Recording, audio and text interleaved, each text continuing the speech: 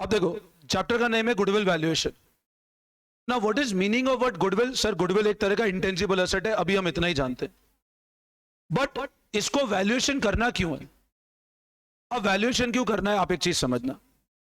देखो, partnership business के अंदर तीन पार्टनर्स हैं, ए बी सी मान लो। There are three partner in partnership business, A B and C. अब मान लो एक नया पार्टनर आता है डी। एबीसी तीन पार्टनर है, एक नया पार्टनर आया डी, और डी इनको आकर के ऐसा बोलता है कि मेरे को आपके बिजनेस में पार्टनर बना लो। मेरी बात ध्यान से सुनना। There are three partner, A B and C. एक नया पार्टनर आया, कौन? डी। और डी आकर के क्या बोलता है? मेरे को अपने बिजनेस में क्या बना लो? पार्टनर बना लो। अब आप भाई को बताओ, मैं आपके ऊपर, आप अपने ऊपर सोचो। जैसे आज मान लो ये तीन पार्टनर से आगे जो तीन बैठे, 10 साल हो गए इनको एक बिजनेस करते हुए। 10 साल बाद इनको इनका दोस्त मिला उदित, और आकर के बोलता है यार कि और क्या हालचाल है? बोले हाँ बढ़िया, अपना देखो बढ़िया बिजनेस चल रहा है। उदित बोलता है यार सर मेरे को समझाते थे पढ़ ले, लेकिन मैं पढ़ता ही नहीं था। मैं तब भी नालायकी करता था और आज भी नालायकी कर रहा हूं। तो क्योंकि तुम्हारा बिजनेस ठीक चल रहा है, तो एक काम करो, मेरे को तुम्हारे बिजनेस का पार्टनर बना लो। मेरे को तुम्हारे बिजनेस का क्या बना लो? पार्टनर। अब इन तीनों ने कहा यार ठीक है, चलो बंदा ठीक है और सीधा आदमी है, एक काम करते हैं, चलो उसको पार्टनर बना लेते। अब इन तीनों में ध्रुव थोड़ा समझदार था और बाकी क्या बहुत ज्यादा समझते नहीं थे। तो आप मेरे को एक बात बताओ, जब ये ध्रुव एबीसी तीनों लोग हैं, आप अपने ऊपर लेके सोचो, अगर ये तीनों उसको, और 10 साल हो गए इनको बिजनेस चलाते हुए, तीनों अगर उसको पार्टनर एक्सेप्ट करने को रेडी हैं, तो सबसे पहली कंडीशन क्या डालेंगे कि भाई तुम पार्टनर आ रहे हो तो कैपिटल लेकर आओ। भाई तुमको अगर हम एडमिशन देंगे तो कुछ क्या लेकर आओ? कैपिटल लेकर आओ। तो ने कहा हाँ वो तो ठीक है, मैं देने को तैयार हूं, बोलो कितना कैपिटल लाना है? अब इन्हें कहा एक काम करते हैं, देखो अपने जो टोटल कैपिटल अभी इन्वेस्टेड है अपने बिजनेस में, टोटल 50 लाख रुपए लगे हुए हैं, और अभी अपन तीनों प्रॉफिट कैसे बांटते हैं? अगर इसको एडमिट करेंगे तो इसको भी वापस हिस्सा 1/4 देना, 1/1 देना पड़ेगा। तो पहले जो अपना रेशियो 1/3 1/3 1/3 था, वो अब कितना हो जाएगा? अब कम होगा, लेकिन उसके बदले में कैपिटल दे रहा है सामने वाला आदमी। तो इसको बोला भैया 12.5 लाख तू लेकर आजा। चौथा हिस्सा कर दिया, कितने रुपए लिया? 12.5 लाख। इसने कहा ठीक है यार, और प्रॉफिट कितना होता है? इसने पूछ लिया भाई साल भर का प्रॉफिट कितना होता है? बिजनेस ठीक ठाक चलता है, लगभग साल का 10-1 लाख तो प्रॉफिट निकाल ही देते। अब इसने 10 लाख पे मेरे को कितना मिलेगा? 4 बार हिस्सा, मतलब 2.5 लाख तो मेरे को मिल ही जाएंगे। अब इस उदित ने गणित लगाई कि 12.5 लाख मेरी जेब में पड़े हुए हैं, बैंक में एफडी कराऊंगा 6% ब्याज मिलता है, 12.5 लाख का 6% मोटा मोटा 60-70-80 हजार ब्याज मिलेगा। और इस पार्टनरशिप फर्म को ज्वाइन कर लेता हूं, पहले दिन से कितने रुपए मिलना चालू हो जाएंगे? साल एंड हुआ कितने रुपए मिल जाएंगे? 2.5 लाख। और प्रॉफिट होता है अब ये, लेकिन रिस्क भी, लॉस भी हो जाए तो, बट प्रॉफिट ज्यादा है तो इसको लगा ठीक है यार 2.5 नहीं तो 2 मिल ही जाएंगे, तो एक बैंक की एफडी से ज्यादा कमा लूंगा मैं। तो इतने दिमाग लगाया, बोले ज्वाइन कर लो पार्टनरशिप। अब ज्वाइन कर लिया, इन तीनों को दिख रहा है 12.5 लाख आ रहे हैं, तो सर उसने ज्वाइन कर लिया। अब मैं आपसे पूछता हूं, क्या उस उदित को पार्टनर बना देना चाहिए या नहीं बनाना चाहिए? यस और नो? बना देना चाहिए या नहीं बना देना चाहिए? बताओ। नहीं बनाना चाहिए। क्यों नहीं बनाना चाहिए?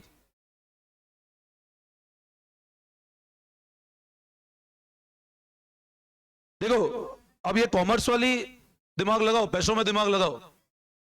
बना देना चाहिए मतलब सर 12.5 लाख आ रहे तो बना देना चाहिए, मतलब पहली स्टेज पे तुम बिजनेस करने लायक नहीं दिख रहे मेरे को। तो 12.5 लाख में उसको 2 लाख रुपए देने को तैयार हो तो बैंक से ले लो ना 12.5 लाख, बैंक 6-7%।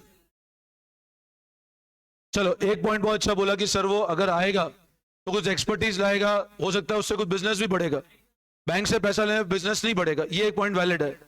अच्छा चलो अपन इसको अब एग्जांपल चेंज करते हैं थोड़ा सा। मान लो, अज्यूम करो ये तीनों, लेट से ये तीनों कोचिंग इंस्टीट्यूट रन कर रहे हैं और 10 साल हो गए मान लो चलाते हुए, ठीक है। अरे तो मेरे ऊपर मत आओ, सुनो मेरी बात।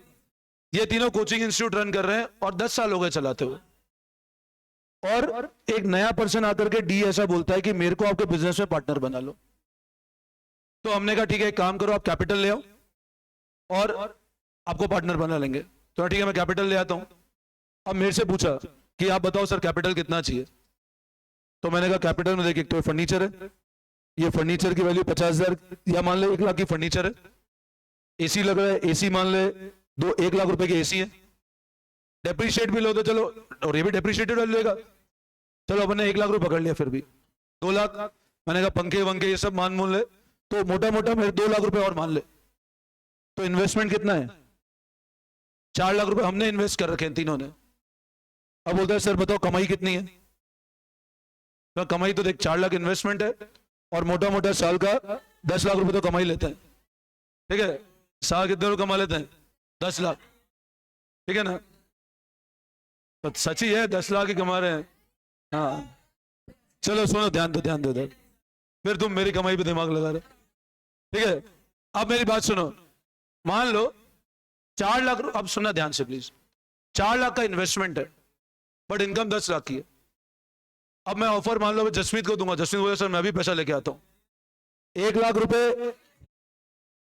मान लो सुनो, 4 लाख में मैंने कहा भैया तुम चौथे पार्टनर बन जाओ और तुमको 4 लाख के हिसाब से 1 लाख रुपए लाने, तो आप एक काम करो, बिजनेस ज्वाइन कर लो।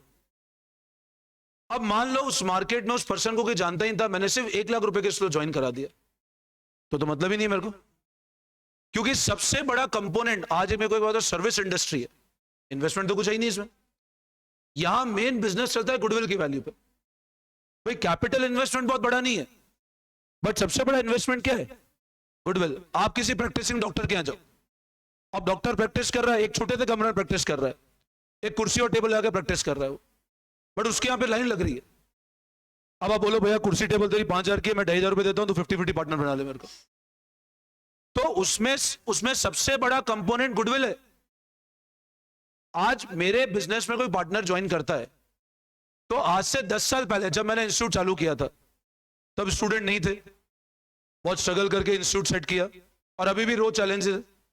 तो आप मेरे को एक बात बताओ, अगर कोई नया पर्सन एडमिट होता है तो उसको तो डे 1 से बिजनेस मिल रहा है।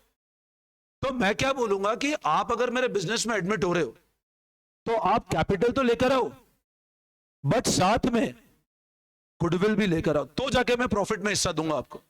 हाँ क्या चीज? गुडविल मतलब वैल्यू, मेरे बिजनेस की रेपुटेशन। मैंने कहा मेरे बिजनेस की जो रेपुटेशन है उसमें आपका जो शेयर बनता है वो भी लेकर आओ। क्योंकि आप एक चीज समझना, मैं जब किसी नए पर्सन को एडमिट करूंगा सिर्फ कैपिटल दो और प्रॉफिट में हिस्सा दे दो, ये नहीं हो सकता। मैं बोलूंगा आप अगर बिजनेस में आ रहे हो तो एक और क्या लेकर आओ? गुडविल।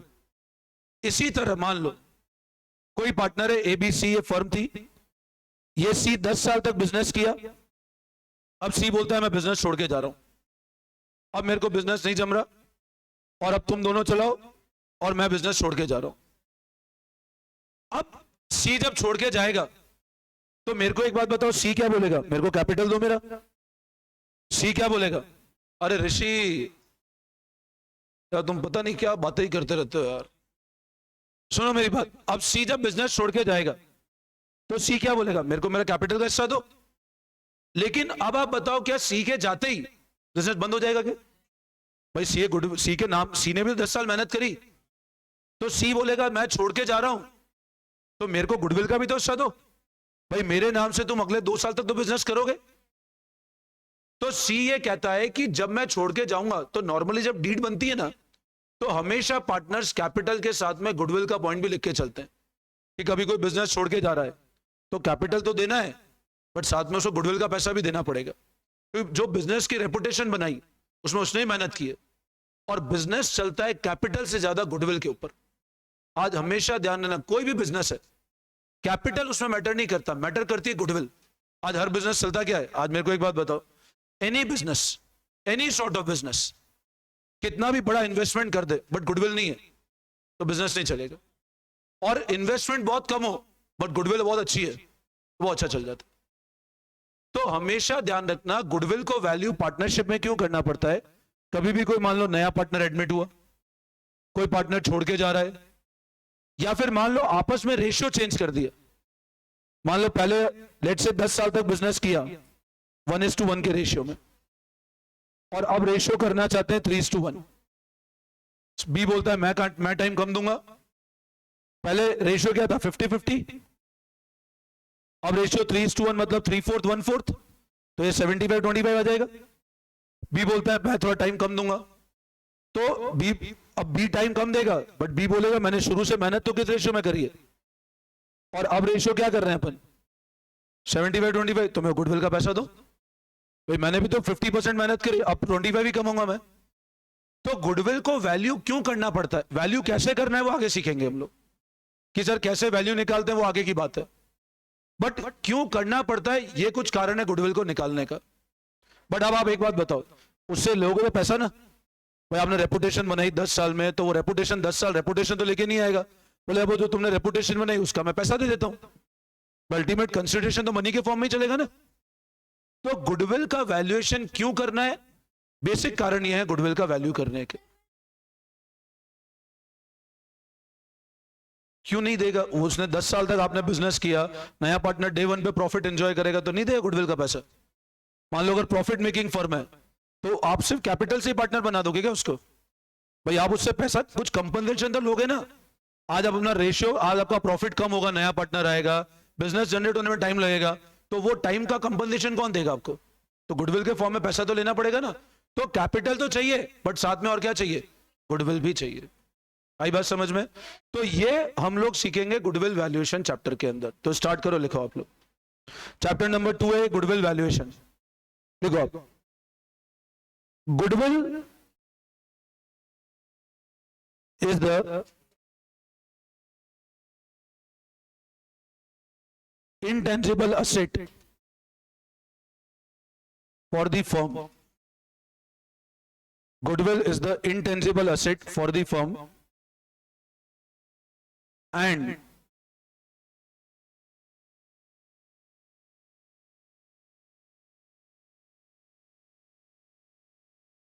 valuation of goodwill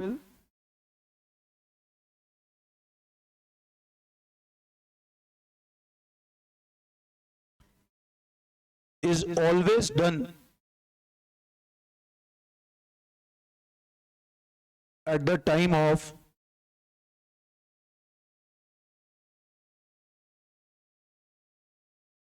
एक वर्ड लिख रहा हूं मैं, रिकॉन्स्टिट्यूशन।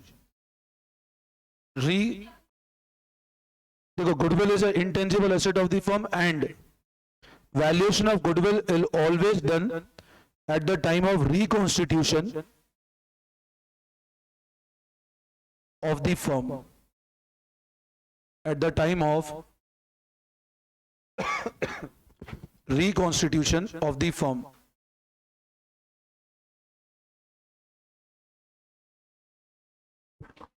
तो तब गुडविल बनी नहीं ना, तो कौन कंपनसेट करेगा गुडविल का, तो वो तो जब छोड़ेगा तब का पॉइंट आएगा, ठीक है ना। या नया पार्टनर फ्यूचर में एडमिट करेंगे तो पॉइंट आएगा, भाई बिजनेस को 2 दिन ही चालू करे हो तो किस बात का गुडविल है फिर तो अब आप एक बात बताओ, सब लिखते हैं, अभी आगे आ जाएगा धीरे धीरे सब क्लियर हो जाएगा ना। अब आप सुनो मेरी बात, गुडविल फर्म के लिए कौन सा एसेट है, और गुडविल का वैल्यूएशन हमेशा कब करते हैं। अब यहां मैंने एक वर्ड लिखा है, वर्ड रिकॉन्स्टिट्यूशन। अब सब लोग ध्यान से समझेंगे व्हाट इज रिकॉन्स्टिट्यूशन, ये एक थ्योरी, इंपॉर्टेंट थ्योरी टॉपिक है, ध्यान रखना। अब देखो, मैं एक वर्ड बोलता हूं कॉन्स्टिट्यूशन, और एक मैंने बोला रिकॉन्स्टिट्यूशन। कॉन्स्टिट्यूशन मतलब होता है पहली बार बनना। मैंने कहा A B and C constituted the firm, मतलब ए बी सी ने एक नई फर्म बनाई। और जब मैंने ऐसा बोला A B C reconstituted the firm, मतलब दोबारा बनाई, बंद नहीं किया, दोबारा बनाई।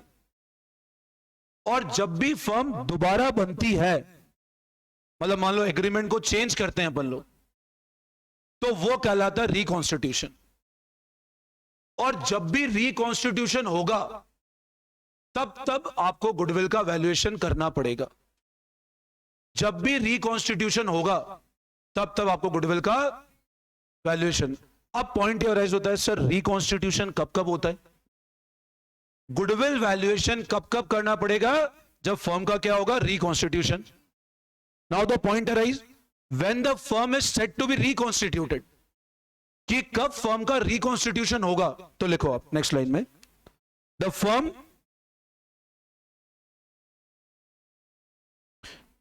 ये सब लोग है ना कॉपी नहीं बनाना, मैं दोबारा काम करूंगा अगर मेरे को 10 दिन बाद दिखा तुमने कॉपी नहीं बना रखी है तो। पुरानी कॉपियों में कर रहे हो, काम सिस्टमेटिक नहीं है, पूरा काम तुमको बैठ के कराऊंगा। इसलिए डे 1 से सब लोग सिस्टमेटिक नोटिंग करते रहना, नालायकी बिल्कुल मत करना। ये सब लोग सुन लेना ध्यान से, और स्पेशली 3-4 बच्चे ध्यान रक्षित, मैं पूरा काम दोबारा अभी आगे तक मेंटेन होना चाहिए।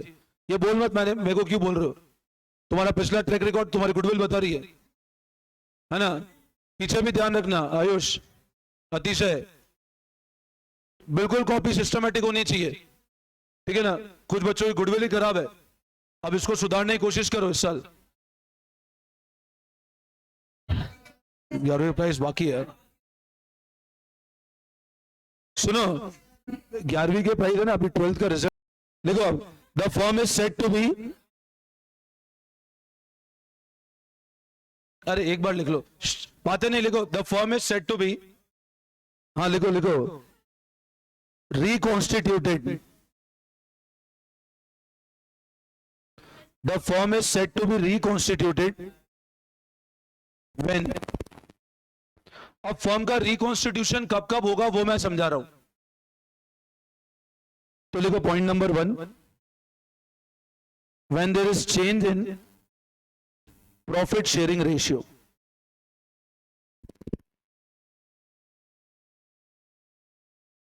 फर्म कब रिकॉन्स्टिट्यूट होगी? पहला केस जब क्या चेंज हो रहा है? Profit sharing ratio. Second, on the admission of partner. अपने वो चैप्टर्स है सारे, वो सब रिकॉन्स्टिट्यूशन वाले चैप्टर्स ही हैं। On the admission of partner मतलब जब नया पार्टनर एडमिट होगा।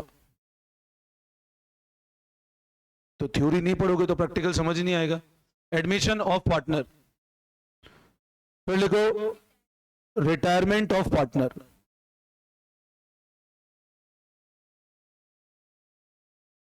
Fourth, death of partner. Death of partner, अब इसमें डिसोल्यूशन नहीं आता है ना, डिसोल्यूशन फर्म बंद हो जाना। तो dissolution is not a reconstitution. Dissolution में फर्म बंद हो गई तो रिकॉन्स्टिट्यूशन दोबारा बन रही है, डिसोल्यूशन रिकॉन्स्टिट्यूशन नहीं है। एक पॉइंट है, ये तो चारों चैप्टर आपके 12th के सिलेबस में कवर्ड भी है। एक पॉइंट और है जो 12th में कवर्ड नहीं है, वो लिख लो, बट आपका थ्योरी के अंदर वो कवर्ड है। लिखो अमालगमेशन। अमालगमेशन मतलब मिक्स हो जाना, दो फर्म ने आपस में मर्ज कर दिया।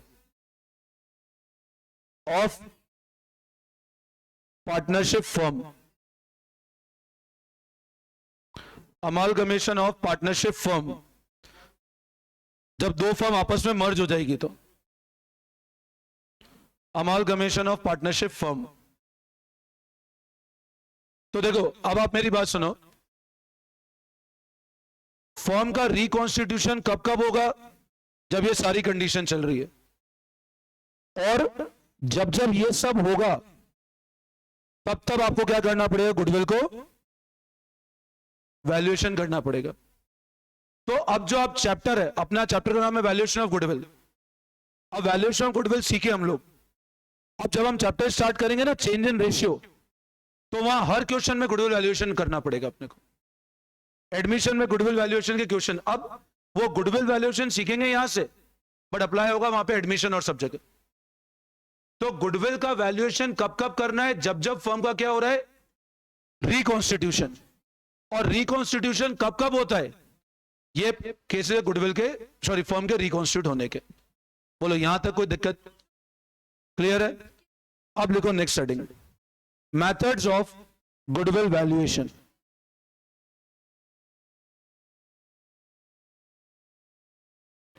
लिखो methods of goodwill valuation.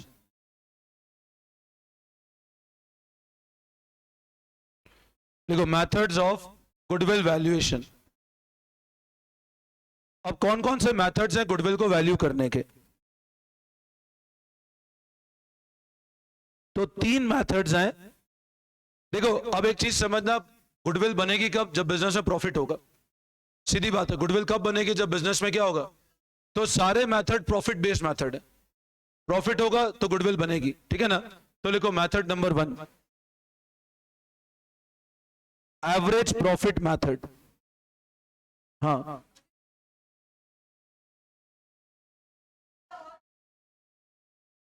तो देखो गुडविल खत्म नहीं होती. 5 साल तक प्रॉफिट हो और 1 साल लॉस हो तो गुडविल थोड़ा खत्म होती है ना? तो वो तो अपन पढ़े, अभी आगे आएगा सब चीजें. Average profit method. सेकंड लिखो सुपर प्रॉफिट मेथड. फर्स्ट लिखो एवरेज प्रॉफिट, सेकंड लिखो सुपर प्रॉफिट.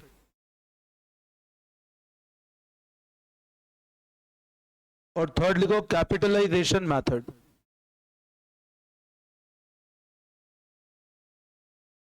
मतलब गुडविल को निकालने के 3 तरीके. पहला तरीका का नाम है एवरेज प्रॉफिट. इस एवरेज प्रॉफिट में 2 तरह से हम लोग पढ़ेंगे. एक तो सिंपल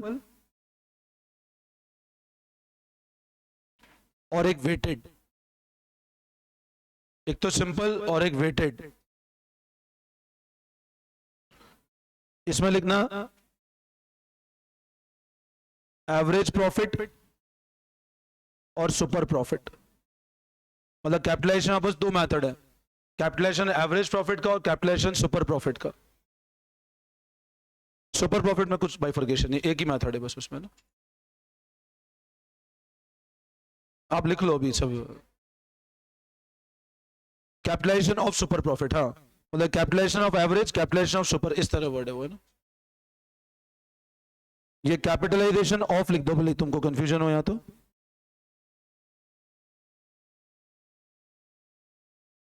यहां लिख दो कैपिटलाइजेशन ऑफ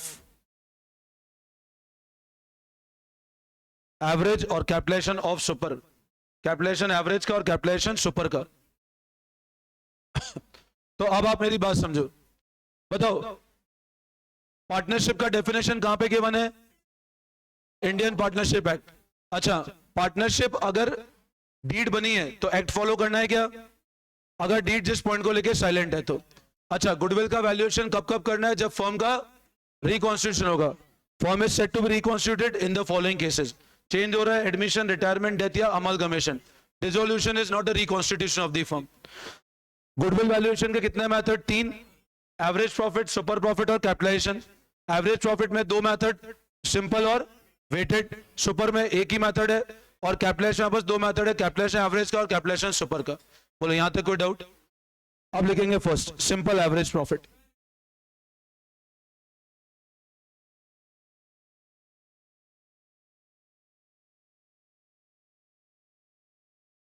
लिखो फटाफट लिखो. हो गया? सबने नोटिंग कर लिया? अब लिखो फर्स्ट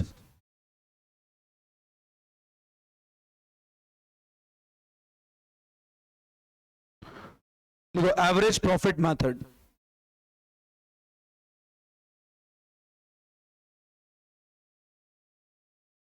अभी फर्स्ट मेथड से स्टार्ट कर रहे हैं, average profit method. We are starting with the first method, average profit. ये वाले मेथड से हम लोग स्टार्ट कर रहे हैं ना, एवरेज प्रॉफिट मेथड. अब लिखो इसमें गुडविल इक्वल्स टू, एवरेज में सिंपल एवरेज है ना, एवरेज में भी पहला लिख देना सिंपल एवरेज प्रॉफिट. एवरेज में हम लोग सिंपल एवरेज से स्टार्ट कर रहे हैं. एवरेज प्रॉफिट मेथड में ए पार्ट करके लिखना सिंपल एवरेज प्रॉफिट मेथड. लिखो goodwill equals to average profit into number of years of purchase. Goodwill equal to average profit into number of years of purchase. Next line लिखो, average profit equals to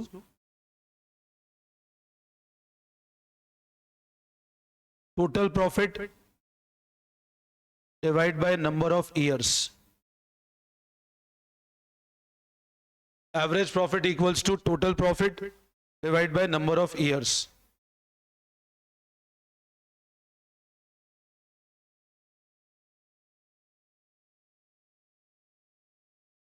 इसमें bracket में including loss, loss होगा तो minus हो जाएगा, ध्यान रखना। 4 साल में 1 साल लॉस हो गया तो माइनस हो जाएगा। अब देखो, हाँ दो, पहला तो ये हो गया गुडविल इक्वल टू ये वाला, और फिर इसको निकालने का तरीका ये वाला है। अब है ना, आप फॉर्मूला समझो, मैंने क्या बताया, पहला मेथड का नाम है average profit method. The name of first method is average profit method. उसके हिसाब से गुडविल क्या होता है, average profit into number of year of purchase. Average profit निकालने का तरीका total profit divide by number of year. Average, average मतलब से मान लो 5 साल का प्रॉफिट है, हमको बिजनेस चलाते हुए 5 साल हो गए। किसी साल मान लो मेरा प्रॉफिट 50,000, जैसे मान लो आज 2023 है, मैंने कहा पिछले 5 साल से बिजनेस चल रहा है, 2017, 18, 19, 20, 21 और 22 भी ले लेता हूं, चलो 6 साल से बिजनेस चल रहा है। अब आप एक चीज समझना, अगर मेरे को कोई पार्टनर आज एडमिट होता है, अब गुडविल मैंने मान लो ये सोचा कि पिछले 6 साल से, पिछले 6 साल का एवरेज लेना है मेरे को, तो मैं क्या करूंगा, इन पिछले 6 सालों को क्या करूंगा सबको, मान लो यहां का प्रॉफिट था लेट से 20,000, यहां का प्रॉफिट था 30, इस साल में किसी कारणवश लॉस हो गया माइनस में, इस साल मान लो मेरा प्रॉफिट था 50, लेट से इधर वापस 10 था और इधर लेट से अगेन 30 था, तो मैं करता हूं सबको ऐड करता हूं, सबको ऐड करके डिवाइड किससे कर देता हूं मैं, 6 से। सबको ऐड करके डिवाइड किससे करता हूं मैं, तो मेरा एवरेज है, ये सिंपल एवरेज हुआ। अब आपको ध्यान है, जैसे अपन आप लोग परसेंटेज निकालते हो, अपने परसेंटेज ऐसे निकालते हो, 5 को ऐड करके डिवाइड बाय 5, तो एवरेज आ जाता है आपका। तो एवरेज प्रॉफिट मेथड क्या बोलता है, सब प्रॉफिट को जोड़ो, जिसमें और क्या इंक्लूडिंग है, उसको किससे डिवाइड कर दो, तो this is your average profit. आई बात समझ में? अब इस एवरेज को, मतलब हमको ओवरऑल आइडिया लग गया, पिछले 6 साल का मेरे को पता लग गया मैं इतना लगभग कमा रहा हूं। अब इस एवरेज को मैंने मल्टीप्लाई किससे किया, मतलब अगर मान लो मैं बिजनेस में अब कुछ नहीं करूं तो भी मेरी गुडविल का मैं अगले 2 साल कमा खाऊंगा। Number of year of purchase का मतलब क्या होता है, जैसे मान लो एग्जांपल समझो, आज कोई बिजनेस को चलते हुए 10 साल हो गए, अब वो कोई एफर्ट नहीं डाले बिजनेस को बढ़ाने के लिए, तो 10 साल में बिजनेस का नाम बन गया, उस नाम से मान लो अगले 2 साल काम हो जाएगा अपना, तो कहलाता है कि number of year of purchase, मतलब फ्यूचर में हमको अपने नाम का कितना बेनिफिट मिल जाएगा।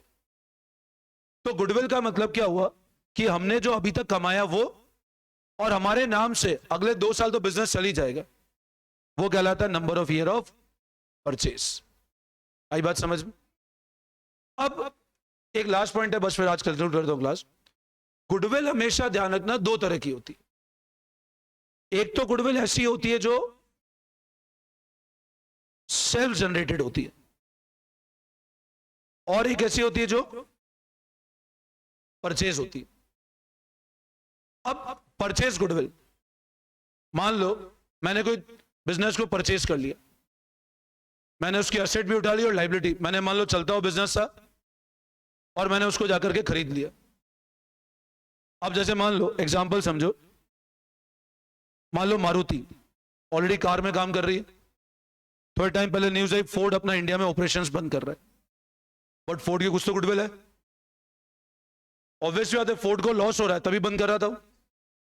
तो मारुति ने फोर्ड को ऑप्शन दिया, आप बंद मत करो, आप हमको, हम आपके बिजनेस को खरीद लेते हैं और आपके बिजनेस को हम चलाएंगे।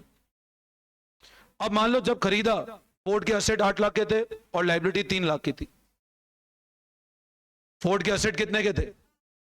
अपन कोई बिजनेस को खरीदने गए, उसके एसेट 8 लाख के थे और लाइबिलिटी कितने की थी? 3 लाख की। तो एक तरह से मारुति को नेट 5 लाख मिलेगा, 8 लाख मिले और 3 लाख तो चुकाना है ना। तो फोर्ड से कितना मिला नेट? 5 लाख। तो फोर्ड ने कहा ठीक है, अब पूरा बिजनेस आप संभालो, हम बिजनेस को ताला के जा रहे हैं, अभी आप ही संभालना।